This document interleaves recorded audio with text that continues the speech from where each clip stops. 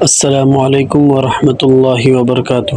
آج انشاءاللہ العزیز جوامع الکلم کی حدیث نمبر 33 اور حدیث نمبر 34 یاد کریں گے۔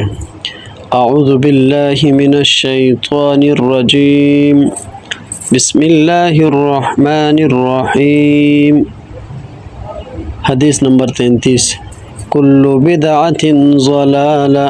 ترجمہ، ہر ایک بدعت گمراہی ہے۔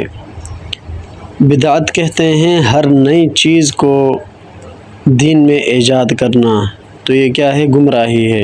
ایک مرتبہ پھر حدیث سماعت فرمائیں، کل بدعۃ ضلالہ، ہر ایک بدعت گمراہی ہے۔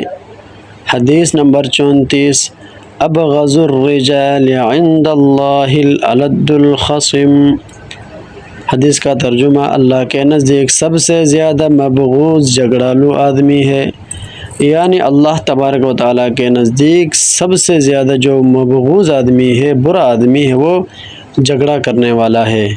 اللہ تبارک و تعالیٰ مجھے اور آپ کو ان دونوں احادیث مبارکہ کو یاد کر کے ان پر عمل کرنے کی توفیق عطا فرمائیں۔